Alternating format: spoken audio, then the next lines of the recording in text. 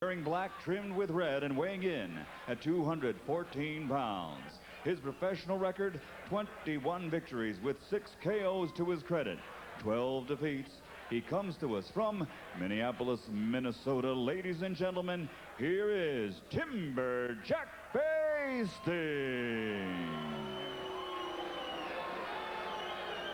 And his opponent across the ring, fighting out of the blue corner, wearing white, trimmed with red and weighing in at 242 pounds.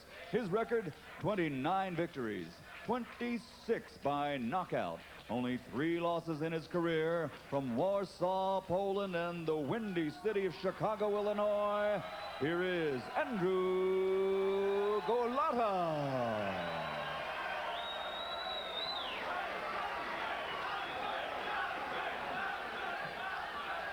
Okay, gentlemen, you've both received your pre-fight instructions. I expect a clean break at all times. Any questions here? All right, let's have a nice, clean contest. Good luck to both of you. Touch them up.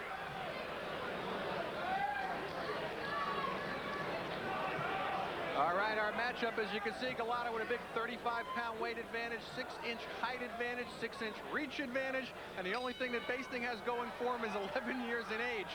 And the fact that he's a southpaw and rushing Golota as we start right away here in round number 1. That's Basting's in the black shorts with the red stripe charging Golota, who's in white and red.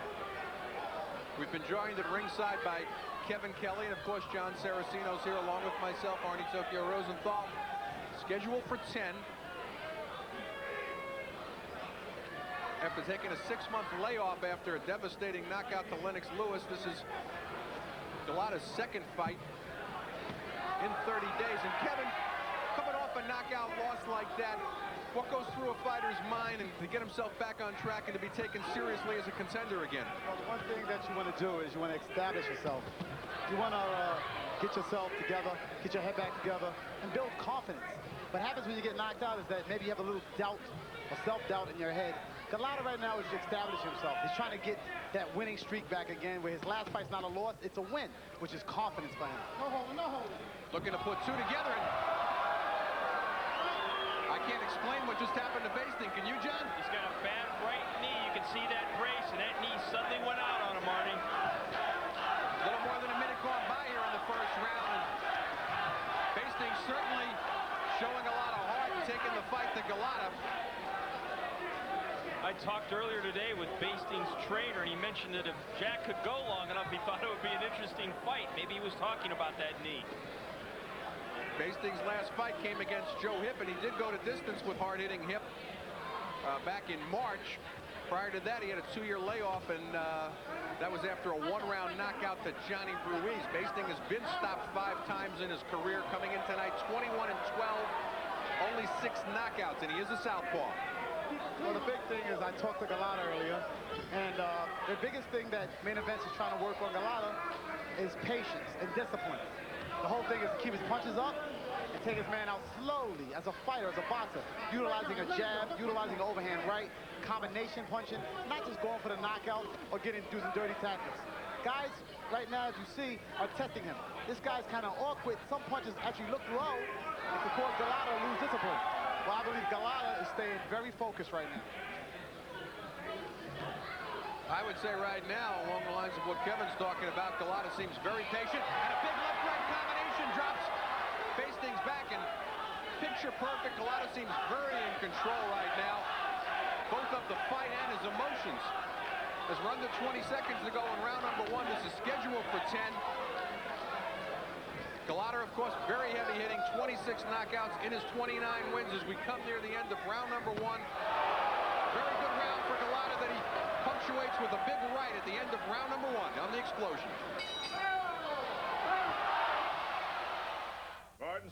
Round number 2 scheduled for 10, and Golota punctuated the end of round number 2 with a good right, but then, just as Kevin Kelly was saying, he wants to be in touch with his emotions and be in control. He went after Basting after the bell for no reason. Well, I don't know if that's no reason. You know, Golota, it's very hard to control your emotions. Very hard. You know, when a guy falls in love, he can't control his emotions. So I'm sure here, it's hard to control his emotions when he gets angry or frustrated. So Golota right now is being patient. Ronnie Shields, who was a great trainer of his and a great fighter at one time, told me, he said, the biggest thing we're working on is discipline, more than boxing. Discipline. Now, are you trying to say that he's in love with Basting and he can't control his emotions? Well, Basting is very awkward. Throws a lot of weird, profound punches. As you can see, catches Golota with punches that should upset him. So he has to control himself at times like that. Nice jab from Golota. You see Andrew also not using the classic right-hand lead against the southpaw. He's taking his time, and he's still jabbing. Well, John, I'm beginning to wonder a little bit how much experience. I know Golota used to spar quite a bit with Jeff Wooden, who's a southpaw. But in his career, and certainly recently, I really wonder if he went heavy into southpaw sparring. Well, he's fought a couple of southpaws. Andre Smith was one of them. Stopped him in one round in Las Vegas. That was several years ago. But, you know, the footwork, getting it down with a southpaw, that's one of the key things. And also staying aggressive with a southpaw. And Golota is taking the fight to Bastings. And as Kevin mentioned earlier, a very awkward fighter to fight. We're a little more than halfway gone here in round number 2. This is scheduled for 10. Andrew Golota. Yes, the same Golota that 2 disqualification losses to Riddick Bowe and a first-round KO loss to Lennox Lewis on a comeback trail. Beat Eli Dixon just a little over a month ago. 6th-round knockout. He was very patient in that Eli Dixon fight. He showed a lot of control. And that's what he needs to show here tonight. We'll see when the bell rings in the 52 seconds if he has control. And I'll punch the man after the bell was rung. Nice jab by Golota. Basting looking very worn right now. You know, if you think about it, Golota's only had about a round of action the last year and a half. I mean, he was off a while, so he is still trying to shake some of those cobwebs. And, of course, losing like he did to Lennox Lewis, he lost a lot of confidence, and they have to slowly rebuild that in him. A lot of people might be wondering, why is Andrew Golota fighting a guy like Jack Basting? They want him getting used to being in the ring again, getting his composure back, learning what he has to do to be a successful professional heavyweight. And exactly, building his confidence.